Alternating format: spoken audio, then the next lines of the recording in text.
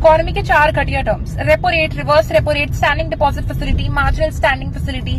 आज हम इसको डिकोड करने की कोशिश करते हैं। रेपो रेट का मतलब होता है कि जिस रेट ऑफ इंटरेस्ट पर आरबीआई कमर्शियल बैंक्स को पैसे देता है, that is known as repo rate. Okay, reverse repo rate मतलब रिवर्स रेपो रेट के केस में होता है कि किसी पर्टिकुलर बैंक को एक्सेसिव फंड्स हैं उसके पास और उसको अपने फंड्स को कहीं पार्क करना है, राइट, तो वो आरबीआई में जाकर कर देता है, that is known as reverse repo rate. Okay, 2 terms फिर हमारे आते हैं, marginal standing facility. Marginal standing facility का मतलब होता है कोई पर्टिकुलर कमर्शियल बैंक है, उसको बहुत इमरजेंसी है, उसको पैसों की जरूरत है, तो in that case RBI is going to come out to help that particular bank, और इसको हम बोलते हैं marginal standing facility.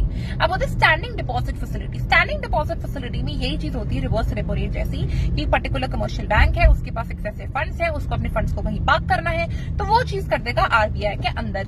But difference क्या है रिवर्स रेपो रेट और स्टैंडिंग डिपॉजिट फैसिलिटी में? वो है कि यार रिवर्स रेपो रेट में जब तुम अपने एक्सेसिव फंड्स को आरबीआई के अंदर रखते हो, you need to keep a collateral with it, like let's suppose any government security. But apart from that, if you are considering standing deposit facility, so in that case you can park your excessive funds in RBI, but that too without any kind of security, without any kind of collateral, so that's more flexible, right? Let me know in the comments.